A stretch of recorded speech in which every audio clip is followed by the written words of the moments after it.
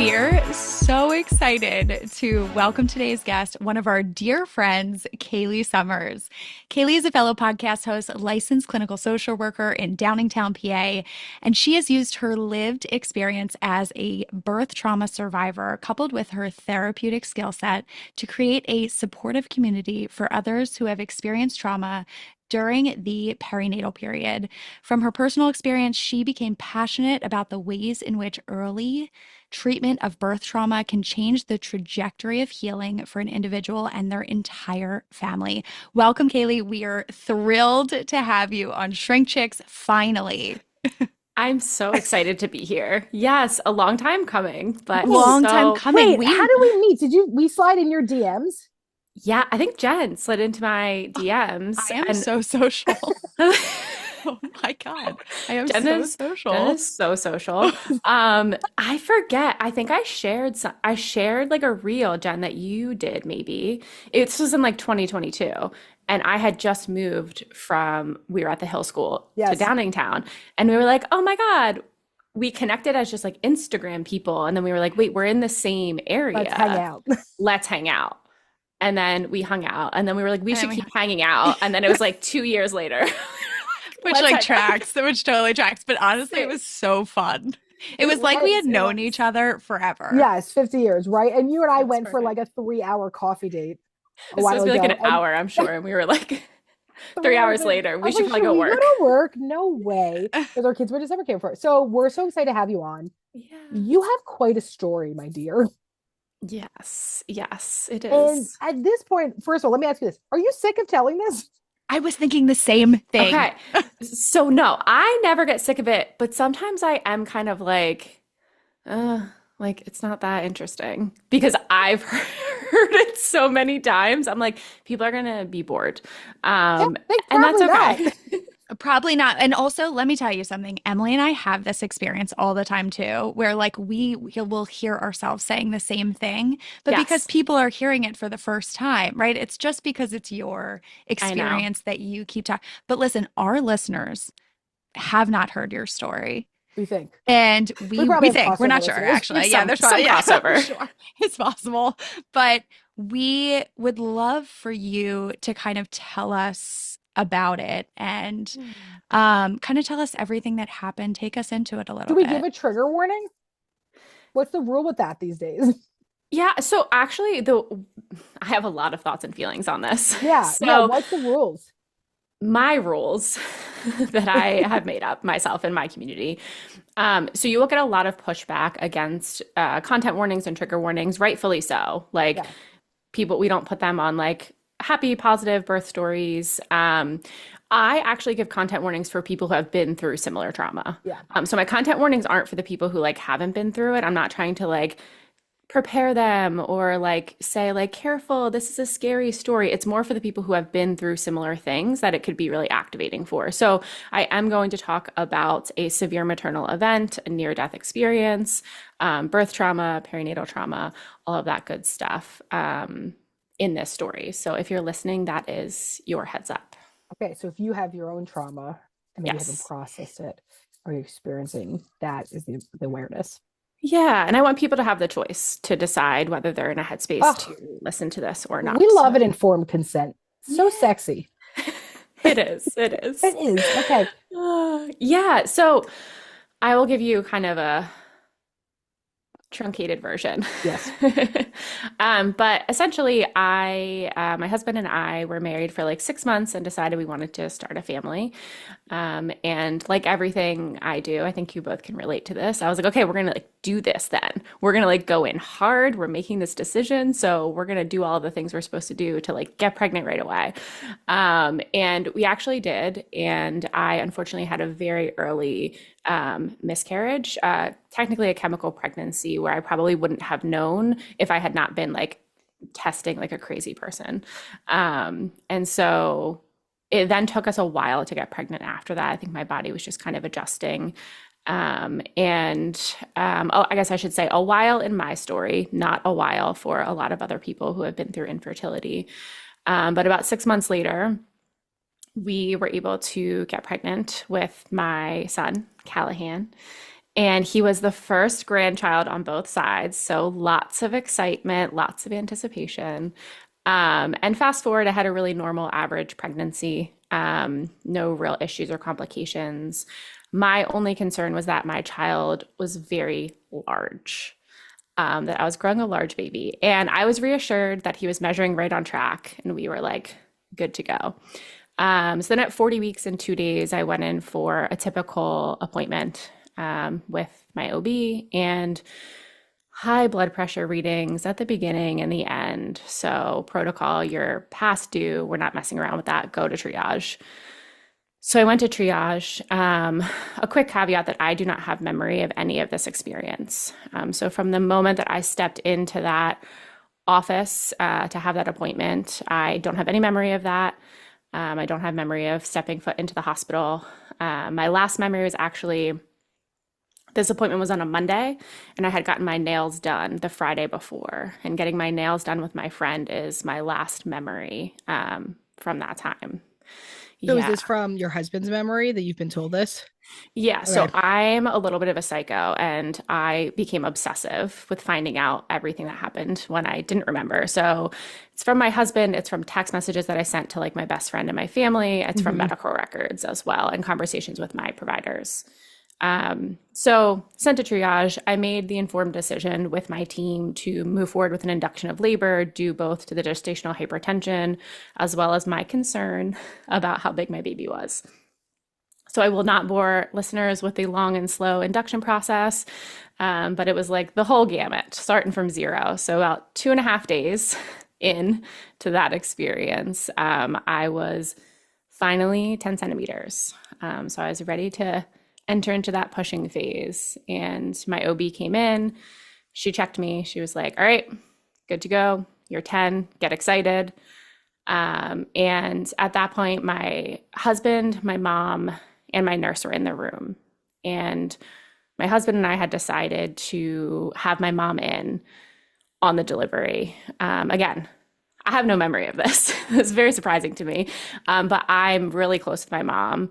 And I think my husband, after 2.5 days of me in labor, needed a support person as well, which is important. And so she actually left at that point to go tell my dad, who was in the waiting room, like, hey, listen, I get to be in on this, so I'm not going to be out here with you. And in that moment, me, my husband, and my nurse were in the room, and I turned to my nurse and I said, I'm not feeling well. And she said, okay, that is normal for transition. Let me get you a bag to be sick in. And I said, nope, something is very wrong. And when she went to go glance at the vitals, I started screaming that something was wrong with my heart. And a few seconds later, I went into cardiopulmonary arrest. So my heart stopped and I stopped breathing. At that point, my nurse acted very quickly and called code blue. So code blue for maternity in my room rang out throughout Paoli Hospital. And a bunch of people came running in, as they do when a code is called. And CPR was initiated on me as they were getting me out of that room and into the OR. And they were able to deliver my son within 6 minutes of that code call, which is like absolutely insane. Wow. Yes. Yeah. They did an incredible job, and it absolutely saved his life. It was also for my benefit, because delivering the baby helps with resuscitation. And so CPR had continued toward the end of that C-section. And my son, once he was delivered, he did need to be resuscitated because he had stopped breathing. And my OB will say that he is the heaviest baby that she has ever delivered, because he was 10-14. So he's just about 11 pounds. Oh, Kayleigh. my, I was gonna ask. Oh my God. Yes, he was massive. He's like a literal toddler. An actual toddler. Yes. Yeah. So, yeah. And of course, unfortunately, the sad part about that is he also had no muscle tone, making him feel even heavier when he was first delivered. Because it's just Yeah, Wow. Okay. exactly. But they resuscitated him within a few minutes. Like he did Okay. incredibly well because they were able to get him out so quickly. And then they whisked him off to the NICU. And again, CPR had kind of continued until the end of that procedure when they were able to get my pulse back. So they were able to resuscitate me. And my amazing OB at the time was like, I think this is an amniotic fluid embolism. And that is an incredibly rare, often fatal obstetric complication. They had never seen one in that hospital before. That's how Wow. rare they are. Yes. And so they typically happen in two phases. This is like the very simplistic, quick rundown. But there's usually a cardio pulmonary arrest or a respiratory distress phase, and then also DIC, which again, very simplistically put, is where your body throws a ton of clots and that consumes all of your clotting factors and you bleed out rapidly. So my OB was like, I know she's going to go into DIC if this is an AFE. So she called prophylactically for a massive transfusion protocol and placed a Bakri balloon in my uterus to try to stem the bleeding from that location. It's And incredible she caught that. yes. So the differential being done within that first 10 minutes is incredible. Yeah. Unfortunately, the hardest part about an amniotic fluid embolism is that one, we don't know enough about it, but two, we don't have a way to treat it. We can only like use life-sustaining measures to try to get someone through the initial like assault. So we call them like supportive measures. So like MTP, ACLS, which is like CPR and cardiac life support. And so I did go into DIC a few minutes later, and I had profound DIC. So I required 143 units of blood product by the end of this ordeal, and our body holds anywhere from like 8 to 12 units. So I needed my full blood volume replaced many, many times over. So about like an hour after that initial cardiac arrest, I did go into cardiac arrest again. So CPR had to be reinitiated. And I've actually interviewed my OB on my podcast before. Wow. She's an incredible human. And she tells it that like this was the moment that most of the OR believed that I was not going to survive, that they would not be able to get me back from a second cardiac arrest in DIC. And so she actually had other OBs around her who were kind of like preparing her for the fact that I would not survive this event. And at that point, she actually left the OR to go talk to my family. And she told them that they were doing everything they could to stop the bleeding, but that she needed them to pray. And yes. And so she came back into the OR. They were able to resuscitate me again within a few minutes. And that's when they made the decision that they needed something drastic or I wasn't going to survive. And so they called over to Lankenau for ECMO. And that's the highest form of life support. And they were able to ambulance ECMO and the entire ECMO team in. And they were able to place me on VA ECMO for both like heart and lung support about 2.5, 3 hours after my initial cardiac arrest. So that was like keeping me alive, right? But I continued to bleed. And so they took me down for another procedure to try to embolize my uterine arteries, and that was only partially successful. And so they had to take me back to the main OR to do a hysterectomy and remove one of my ovaries in the process. Yes. So that's the first part. Yeah. Well, it's right. So you had this horrific trauma, and then I would imagine lots of people go into motherhood wanting multiple kids or thinking about, like what life is gonna be like. A lot of us plan for that. And then to also, I mean, obviously the spoiler alert here is that you do wake up and you are okay now because you're on this podcast. Yes. Should we preface that? But that you wake up and your life is drastically different. Yeah, exactly. So I went on to be transferred later that night. And I actually had more issues with my heart than they anticipated. So there was another few days of like ECMO is keeping her alive, but we've tried every medication to try to get her heart to start pumping in the way that it needs to, and it's just not. And so they put in something called an Impella, which is like a tiny windmill device up in through my femoral artery into my heart to get it to give the chance to rest and recover. And without that, I would not be here. And that worked within like 24 hours. I was expected to be on ECMO for like 2 weeks, and I was taken off of ECMO and removed from all support within 3 days of the initial arrest. Yeah. So we had I will also credit that to, listen, I am a science girly. I'm an evidence-based girly. Actually, this is evidence-based and there is science to it, but you'll know what I mean when I say this. I would not be here without all of these interventions, without the most incredible team. But my team also got my baby in skin to skin while I was on ECMO in the ICU within 24 hours of his Holy birth. shit. And I have no doubt that that was a big part of my recovery as well. Oh my gosh. Yeah. Jen can't talk. I can't talk. I'm gonna cry. Immediately crying. Wow.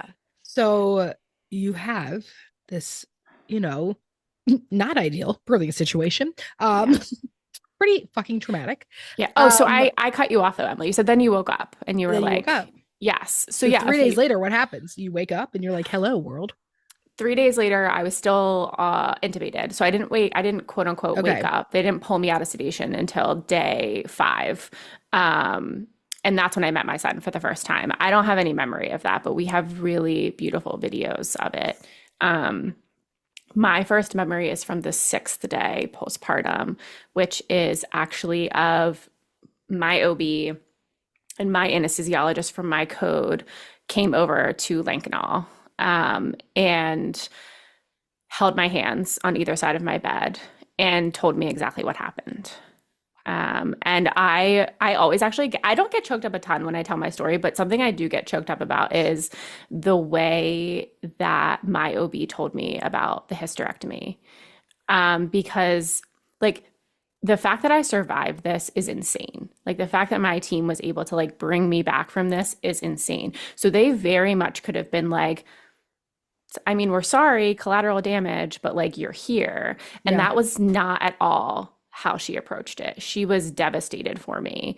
And she made that very apparent. Like she said, listen, Kayleigh, I am so sorry. We did everything. It always gets me choked up every time. She's like, we did everything we could, but we did have to do a hysterectomy in order to save your life. Wow. And yeah, I will never forget that moment. And like, these are the things that change the course of people's recovery. Like the way that was shared with me changed the course of my recovery in that moment.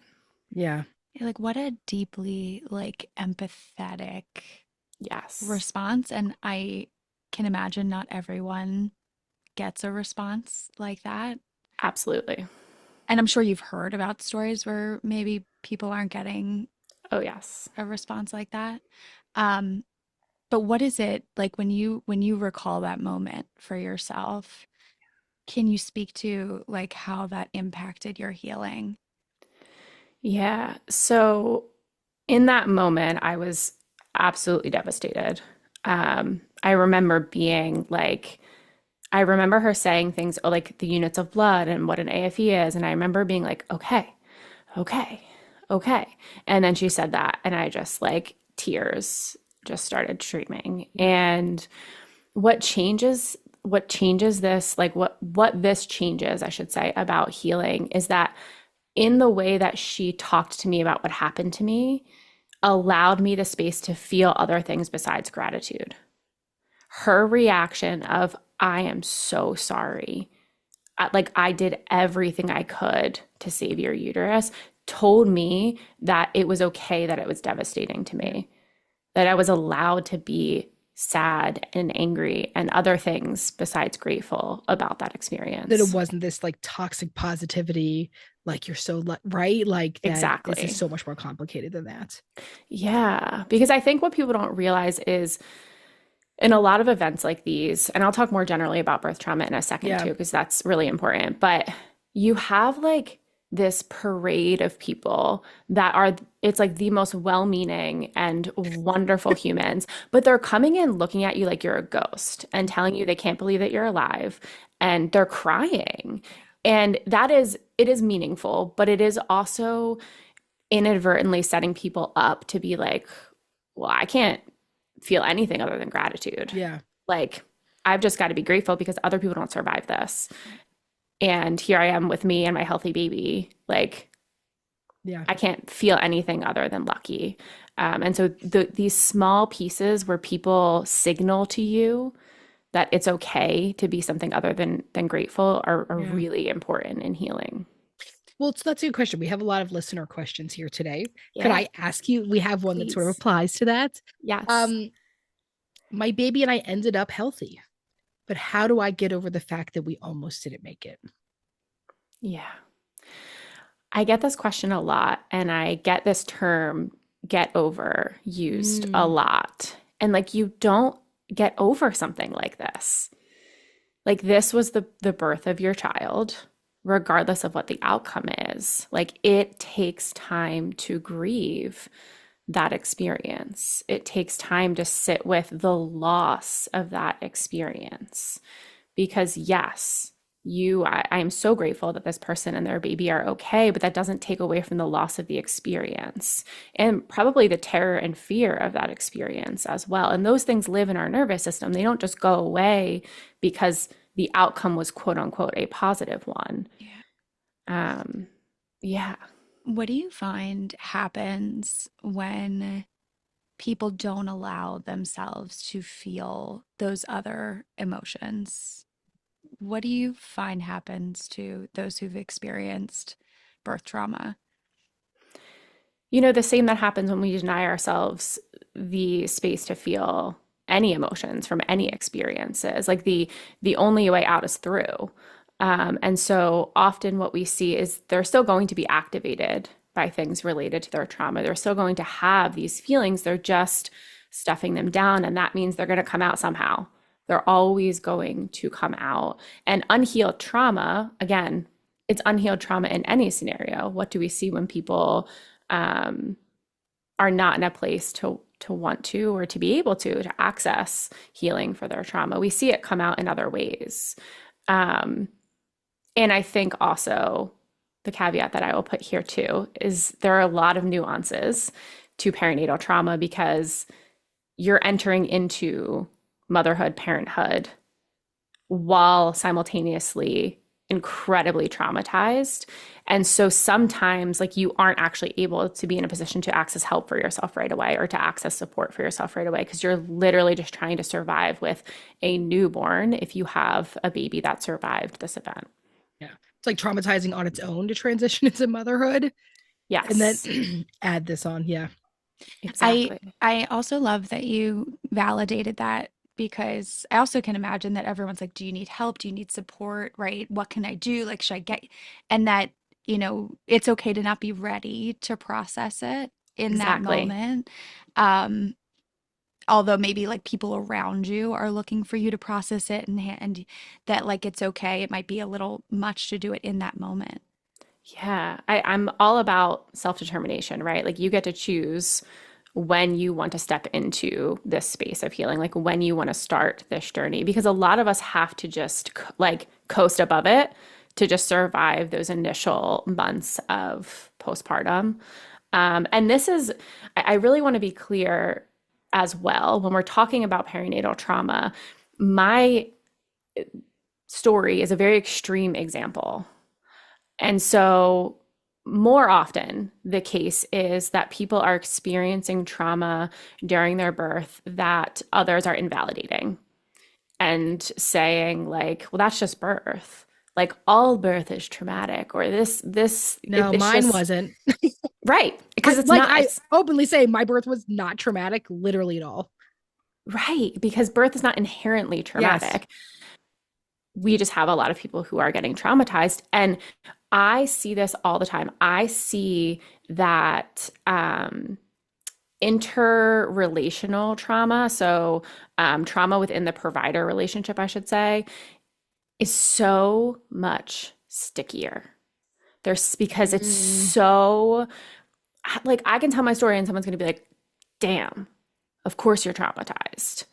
And I get that. That is a validation that I get to have. And yeah. that also changes how I get to relate to my story and why I'm able to like shout my story so confidently from the rooftops because it just so happens that it is medically very complicated and Yeah. traumatic for providers to treat a patient with AFE. So I get so much validation. There are so many birth trauma survivors who are out there who are told to just suck it up and that their experience wasn't trauma because they didn't almost die, Yeah. or their baby didn't almost die, and so they need to just move on with their lives. And so that is even stickier sometimes because there's zero validation, and then you trick yourself into believing that like, well, maybe it wasn't that bad. Well, maybe I don't need to get support for this. Yeah. Maybe I am making it all up in my head. You're not making it up in your head. Trauma is subjective.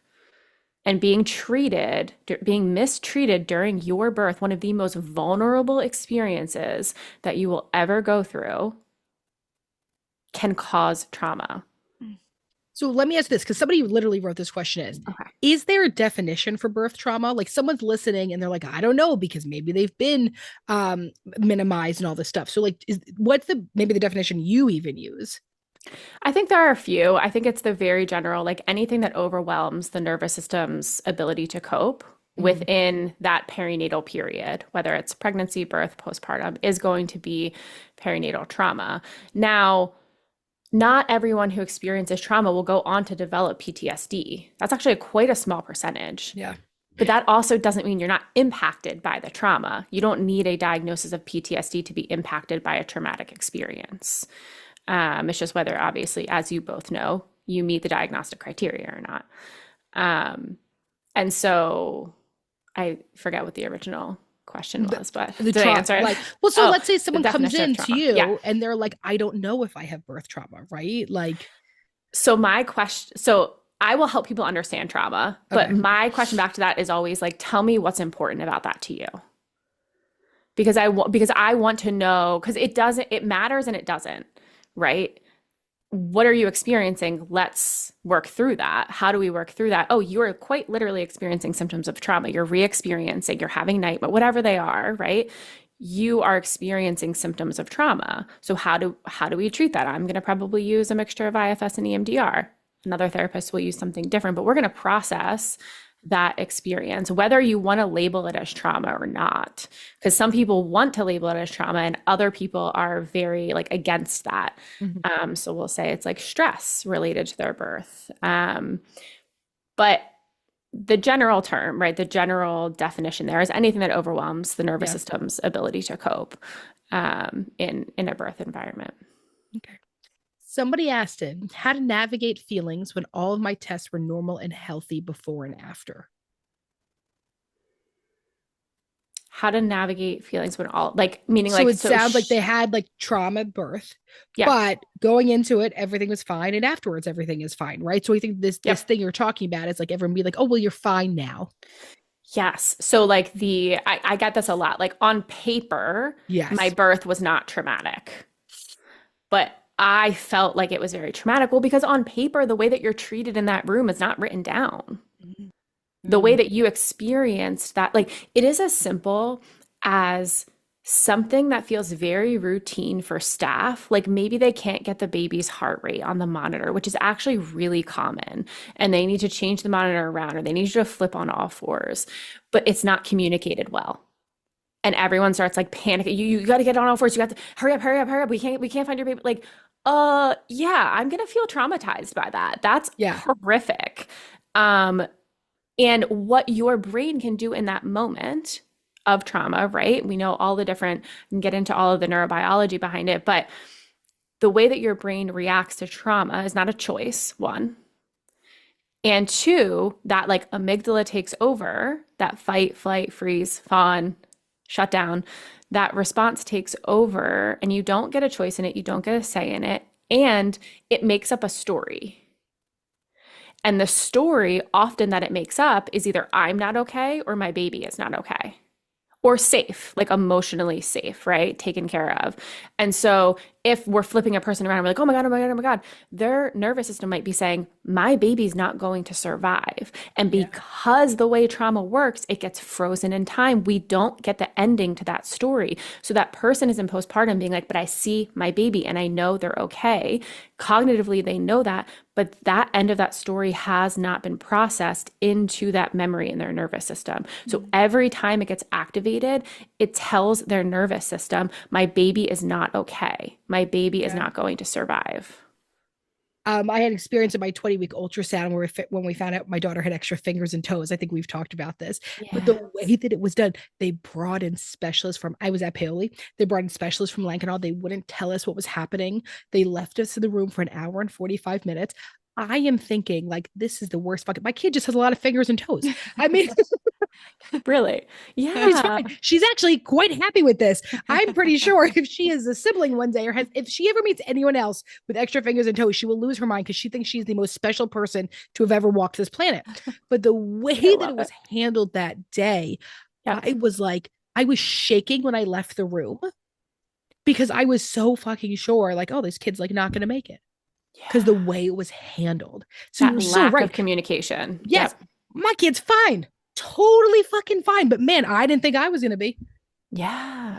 What's Exactly. what's Yeah. the I mean, this is kind of like an existential question that I like love we could never this. answer, but what's the solution in like the medical community to this? Oh, this is my favorite I conversation. figured because like I'm always thinking this, like what is the greater solution to the lack of communication or to the disconnect between like the medical community and the like emotional pieces of what it's like to go through something like this. It's trauma.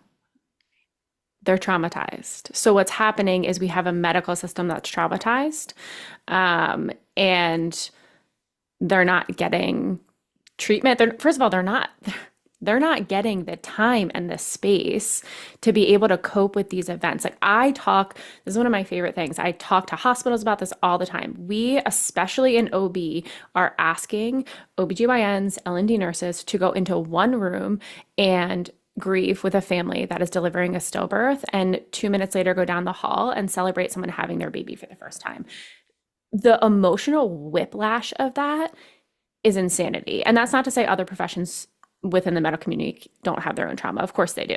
But speaking specifically to this, like my OB had to go see patients the next day while I was on ECMO and like couldn't, think about anything else except like, so the system, we all know the system is at fault and it feels very defeating. Yeah. But if we really looked at provider trauma, if we really helped heal that as a whole, I think we would see a heck of a lot less perinatal trauma and medical trauma within the system. Wow. Well, you know what's so interesting? Just in becoming therapists, right? You do a lot of like self of the therapist work, right? So Yes. you don't bring your stuff into the room with a client. You can recognize it, you can work through it. It's encouraged for us to see our own therapists. And I'm just, in a larger sense, wondering like, why isn't this part of learning to be a provider in the medical community? Like, this is just so, I mean, I know there's so many other things you have to learn, but as a human being who is doing this work for other human beings, like, of course you're going to bring your trauma into the room, and then it then Yeah. traumatizes someone else. So I'm just, why aren't why isn't this work being done when providers are learning? Because insurance companies don't want to pay for it. Right, right. And also Capitalism. actually because they're like specifically taught to do the opposite in residency. They're Right. taught ways to turn off Feel nothing. their emotions, which isn't possible, and therefore we end up in a situation like this. Like Yeah. the model of residency, especially in the past, is to like break people. right? Like that's literally the old school method, which still exists in many residencies, Mm-hmm. is to break people down. People are finally speaking up about it. I feel so passionately about like residency programs and the way that they're run. People are finally speaking up about it and we're hearing more about it. But look at the suicide rate among residents and providers. There's a reason for that. And it's because the system is not set up to allow them to take care of themselves Yeah. and therefore take care of their patients. Now there's so many more layers to this, like the patriarchy. Right. I mean, When you it- could, I like you could go. the patriarchy and capitalism, we can just answer for anything. It's really Right, fun. right. You're like, I don't know, but probably the patriarchy. but like, right, like women's health, like Yeah. we could be doing, Oh, yeah. so much more. But right, like, so we have, think about someone who's had a really bad outcome as a physician in labor and delivery, and think about how trauma works. They're now going to get triggered by other patients who are not going to have the same outcome, but they think are, and now we're over intervening. Yeah. And now we are doing things that we don't based on trauma. Like it's just think about how trauma works, right? And then we also have people who, of course, are like hardened, like they've been doing this work for a really long time and they have turned off their feelings really successfully, but that leads to a lot of invalidation of patients. Like the communication piece, I want to give you an example because it's such a simple change in the way that we communicate with patients in L&D, and it quite literally changes outcomes. Say you have someone who their goal is to have a vaginal delivery. They're bumping along as they do, they're pushing, and then all of a sudden it's decided that they need a C-section. They're devastated. A nurse turns to them and says, "It's not a big deal. We do C-sections all the time. Like, you don't have to worry, it's no big deal." That comes from a place of trying to reassure. And like, I hear that. And I love the goal there is to try to calm down your patient. But in fact, it actually just invalidates their experience. The other way to do that is to just be like, "I get it. I know this is not what you wanted, and I am so sorry. We are going to do everything that we can to make this C-section feel as good as it possibly can to you, even though it's not what you originally wanted." I think that, yeah, I mean, this Just is the tiniest shift. the tiniest shift, right? I mean, I had this experience when I was like one of the people that like had a birth doula and like came in with a fucking plan. Get it, girl. Right. But the first thing as soon as I walked in was, "Oh, you're one of these." That makes me so angry. It was at Paoli Hospital. But I know. we've had this We conversation. can, yes. That they said, and keep in mind, I also had a lovely birth experience with Paoli and with my doula, like, but the initial comment, and then at the end, when I was being dismissed, the labor delivery nurse says to me, "Oh, you were so wonderful to work with. I thought you were going to be so annoying." I said, "Thank you so much." I just wouldn't respond.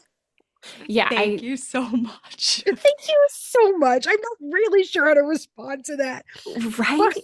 But I guess she probably has had people that have come in before that had birth plans that were unwilling to see that, right? Like at some point you can like be putting yourself at risk, your child at risk. I'm sure there has been extremes that have happened before that the goal is right. But you do see this thing of like, we almost stop being human. Yes. And when I talk to L&D nurses, we talk through this exact example. Someone comes in with a 17-page birth plan. Here's the thing though. I want to know why. Like compassionately, curiously, like what they are clearly anxious about how they are going to be treated. And they have every reason to feel that way given the statistics, friends. And that's not because every nurse is bad or that the whole system is like full of terrible doctors and nurses. No, but 1 in 3 feeling traumatized by their birth, that's the current statistic. So people coming in with 17-page birth plans are fucking terrified and for good reason. And like, and so when we meet them with like, here's one of those, further division, further device, like they won't trust you. Yeah. If you were to be like, "Hey, I see this birth plan, like sit with me, tell me what's going on here. Tell me what you're thinking, what you're afraid of." And we're on the same team. Jen Hamilton, I don't know if you guys follow her. She does a fantastic job. She's an L&D nurse at talking through a lot of these situations with clients. It just, for me, it is so simple to just change a few words around. Yeah. To just approach every patient with that mindset of like meeting them where they're at, because we don't know what they're coming in with. Yeah. And that literally changes outcomes. Wow. Um, And uh, it always makes me think of like, we talk about all the time kind of like the family system, right? And how if parents weren't allowed to feel their feelings growing up, right, they have learned to Yes. invalidate themselves. And therefore, when a child comes to them and, is expressing their feelings, then their response is, I'm going to invalidate you, right? Yes. I can't validate my own feelings. I'm not going to validate yours. And in order to survive, right, their jobs, um, practitioners have learned to invalidate themselves, right? Like this is Yep. how I'm going to get through is just like I'm going to be a robot. This doesn't matter. Then a person comes in who's understandably so feels very anxious. Their immediate response is invalidation, and Yeah. it's just keeps kind of getting passed along. Exactly. And we actually see this a lot from the prior generations because clearly they were traumatized, some of them by their birth experiences, yeah. many of them, and it wasn't talked about. And there was no space to talk about it. And so there's a lot of like, I had to do it. So you do too. Stop Oh, complaining about the it. hazing. I always think about that as like sorority hazing. It's like you didn't have it as Yes. bad as me. I had to give birth Yes. on the railroad tracks. Yeah.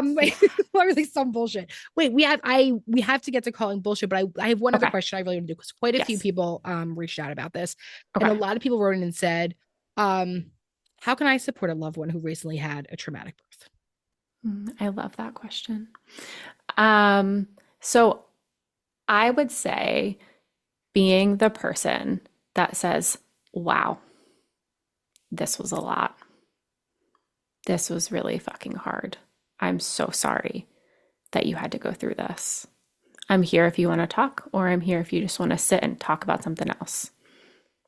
Because so often what will happen is someone will share their story and someone will go, well, at least you survived.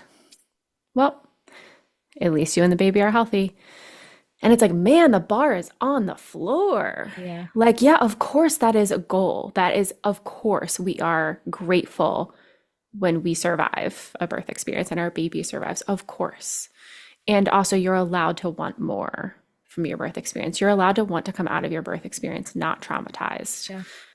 So saying those things and being the person that, this is an important one, being the person that remembers that that kid's first birthday is going to be one of the hardest days of that mom's life. And everyone around them is going to be like, oh my God, they're one. Isn't this the best thing ever? And it's not. And it's real. This is the one piece of perinatal trauma. I'm going on and on, sorry, but I think is really hard is that when you get into a horrific car accident and it's a trauma, it's like a random Wednesday in April. No one expects you to turn around and celebrate that day every year. Oof. So, Kayleigh, every time we have a guest on, we play a game called Calling Bullshit. Yes, I Call love some it. bullshit for us. Oh God. Okay. What am I gonna call bullshit on? I like that I'm calling it a game. Maybe it's not a I game. I know. don't I'm know I don't like, know how if it's a fun. game. I don't know if it's as fun as calling it a game is. okay. I have a few things to call Okay. bullshit on, but we talked about a lot of them already, so I won't talk about the things we've talked about, but I will call bullshit on these spaces in the birth education community that push that your body was made to do this. I think that sets a lot of people up, 1 in 3, to feel really terrible when they experience birth trauma. I like to say we hype people up. We tell them their body was made to do for this, they were designed for this. And then when things don't go to plan, we just ignore them and tell them that their stories are too scary to be shared. Set up. Yeah. Yeah.